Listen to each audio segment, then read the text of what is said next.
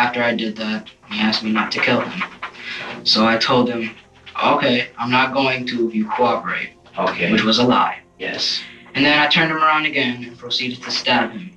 And where did you stab him, Mike? I'm not positively sure, but I'm guessing around the jugular vein, right around here. Okay. That's what I was aiming for. In 2004, 14-year-old Michael Hernandez made a choice. He wanted to become a serial killer. After watching movies and reading stories about people who killed for fun or pleasure, he had made a plan to become just like them. So on February 3rd of 2004, Michael lured his classmate Jaime Gough into their school bathroom and stabbed him to death. After being arrested and speaking to him, police discovered Michael had been planning this for a while and even had a journal where he kept track of everything he wanted to do to become a serial killer. This is the story of Michael Hernandez, the teen who was on a path to become a real-life American psycho.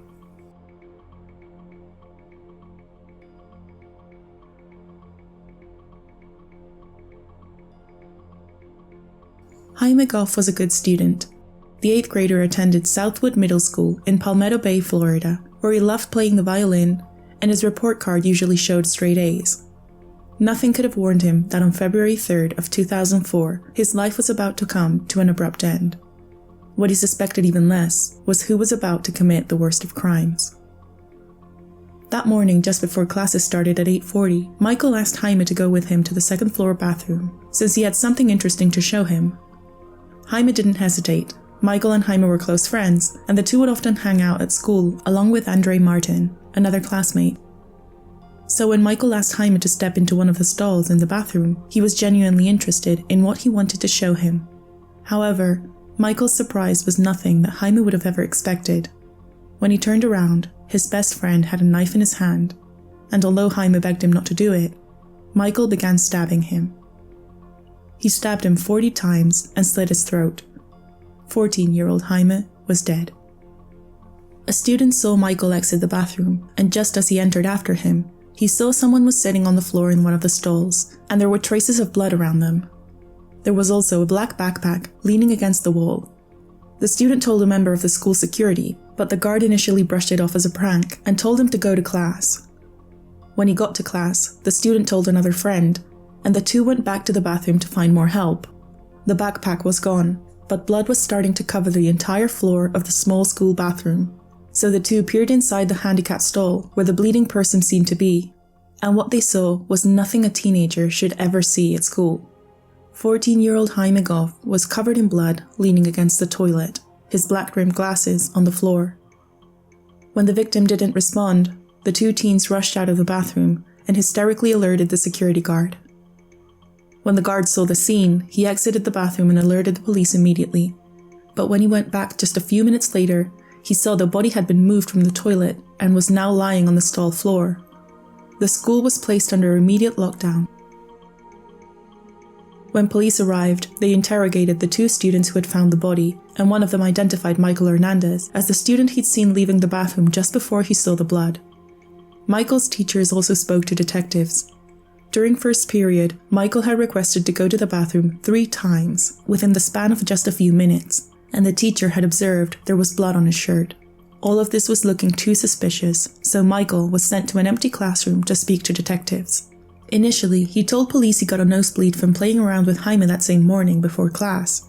However, there were no signs of a nosebleed on his face or any other wounds he could have bled from. He then changed his story, telling detectives he'd gone into the bathroom on the second floor and seen there was another student inside. He saw there was blood on the floor and looked inside the stall to see Jaime, probably getting blood on his shirt that way. However, he stated that after seeing that, he simply went to class. The story was hard to believe. Why he would leave his best friend bleeding in the bathroom made no sense, and it conflicted with the story the witnesses had given. So a search of Michael's backpack was conducted. Inside, they found a pair of latex gloves with traces of blood on them.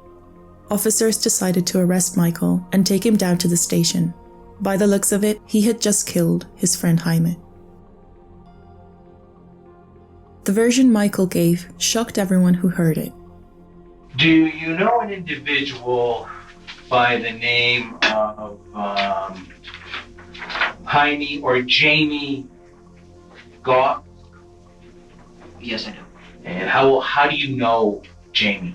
We've been friends since the 7th grade. And for the record, Jaime is the victim in this case. And what time did you get to school? 8:25, or a little after, between 8 and 9:30. And when you arrived at school, where did you go to? I went to the fence on the outside of the parking lot, north of the parking lot. And why is that? That's just where me and some other people would just hang out. And this would be before class? Yes, before class. And who were the people that you would hang out with in the morning? Most of the time it'd be with Jaime Gough, Andre Martin, and myself. Who did you meet at the fence? I met Jaime Gough. Did you make any suggestions to Jaime that you and him go into the school early this morning? Yes, I did. Why did you make the suggestion to Jaime to go inside the school today? I was planning to murder him. Do you know why you were going to do this? No, I don't. Michael told authorities he had been planning the murders for a week. He had it all traced out. He said he dressed in a jacket, hat, and gloves to avoid leaving behind physical evidence. The hat would prevent him from leaving hair at the scene, the jacket would prevent blood from getting on his clothes, and the gloves would avoid leaving fingerprints behind. He had learned this watching films and reading stories about serial killers. With his clothes all ready, he asked Jaime to go into the bathroom stall before taking out a knife with a 4-inch blade from his pocket. Now, what was your plan? How were you going to accomplish this? I was going to get him into the stall, the last stall, because it's the biggest, so I'd have more room. Now, this isn't a restroom? This is the restroom.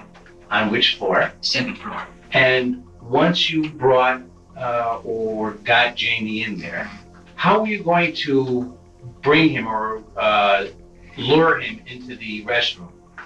I got him into the stall by saying, look, I have something to show you. So I got him into the stall, and I told him to turn around because I wanted it to be a surprise. Before that, I put on the gloves. He saw me put on the gloves, and I said, oh, Oh, you're going too fast. And I said, I like them because they're comfortable. They were latex gloves. Did he go into the stall first? Yes. Did you follow him? Yes, I did. Did you close the stall door? Yes, I did. Now, what transpired next? Okay. I was talking to him, and I told him, all right, now, I have to put my hand over your mouth. Okay. And so I did, and I lifted his neck up. Now, was he facing you or was he away from He you? was away from me. And what did you do next? I took the knife out, and I proceeded to slit his throat. According to Michael, Jaime tried to fight back and block the attacks with his right hand. Jaime's hand was indeed covered in defensive wounds. Did Jaime say or do anything? Did he put up a struggle? Yes, he did. He turned around after I did that. He asked me not to kill him. So I told him, okay, I'm not going to if you cooperate. Okay. Which was a lie. And then I turned him around again and proceeded to stab him. And where did you stab him, Mike? I'm not positively sure, but I'm guessing around the jugular vein right around here. The laceration to Jaime's throat sliced through both his windpipe and jugular veins. Then he confirmed Jaime was indeed dead by seeing his eyes were unresponsive. Authorities were already shocked at a 14-year-old killing his friend for no apparent reason, but they were even more baffled when Michael told them this was the first time he had killed, but not the first time he'd tried. Had you had planned to do this to Jaime? Yes, I did. How long have you had this plan? A little under a week. And is there any specific reason why you planned this? No, there's not. I asked you about an individual named Andre Martin. Yes. Do you know Andre? Yes, I do. Is he a friend of yours? Yes, he is. Calling your attention to yesterday, Monday, your birthday. My birthday. Did there come a time when you approached Andre with the same type of ruse? Yes, there was. Me, Andre, Jaime, and myself were in the bathroom. Which bathroom? We were in the other bathroom than where the victim was found today. What were your intentions yesterday? My intentions yesterday were to kill Andre, the same way that I killed Jamie today, except for the fact that I was going to stab him in the back and stab here, and that would have been it. Just the previous day, Michael tried to execute the same plan with Andre Martin, another close friend of his. Andre had been good friends with Michael since they met in 3rd grade, and years later they still considered to be best friends. Only 6 months before the murder, Andre recalled his friend mentioning to him that he wanted to become a serial killer. Although it was a strange remark, the context didn't make it seem like a threat, but rather a bit of dark humor on Michael's behalf. The two boys, along with Jaime, often gathered by the teacher's parking lot before school started. On February 2nd, Andre and Michael discovered an unlocked door into the building and walked together into the bathrooms. Andre said he noticed how unusual his friend was dressed. He recalls he saw him put his hat on once they entered the bathroom, which was very odd. When Michael told Andre to go into the bathroom stall with him, Andre hesitated. Something wasn't right. It was just then when the bell rang, and Andre decided to run back to class before they got in trouble for being late.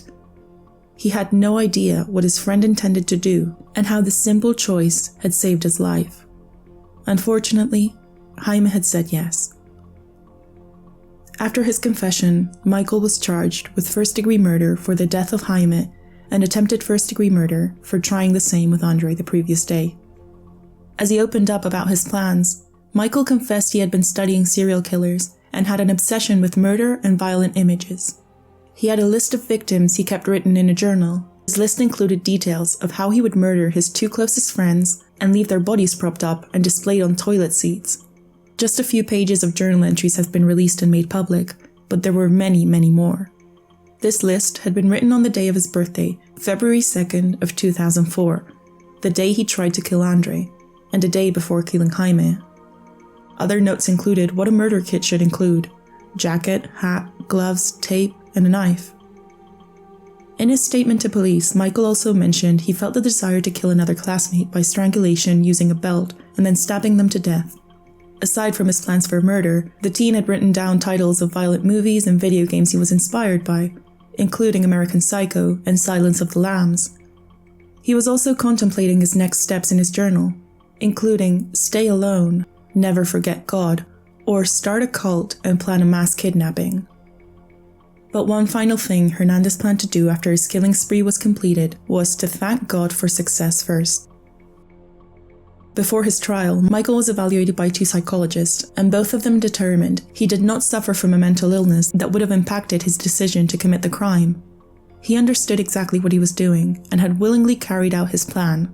However, a different psychologist for the defense testified that Michael could be a paranoid schizophrenic. Without an official diagnosis, however, the court ultimately ruled him competent to stand trial for both charges at age 14. During a second hearing in September of 2008, different disorders were diagnosed. One of the doctors identified an obsessive-compulsive disorder, while another deemed him to be suffering a chronic depression. Both professionals, however, maintained that despite these findings, he was still competent to stand trial. There was one last attempt at going for a legal insanity defense, but with all evaluations finding him competent and the evidence in the case, Michael was found guilty on both charges, and the 14-year-old was sentenced to life in prison without parole for the murder of Jaime Gough, with an additional 30 years for the attempted murder of Andre Martin. Michael was serving his life sentence in the Columbia Correctional Institute in Lake City, Florida, where he spent his sentence trying to appeal to be released. In 2016, the Supreme Court banned life sentences for juveniles convicted of murder, and since Michael had only been 14 at the time of the crime, his case was revisited. However, after returning to court and going through the chilling details of his case once again, a judge discovered evidence of his interest in things like serial killers. He had made disturbing jail phone calls while incarcerated, where he revealed his lack of remorse as he continued to discuss serial killers and a passion for all things violent. With this information, the Miami Appeals Court resentenced him to the life sentence he was already serving. The defendant, Michael Hernandez, today is essentially the same kind of person he was in 2004, and the prognosis for rehabilitation, frankly, is poor. But Michael's life would be cut short as well.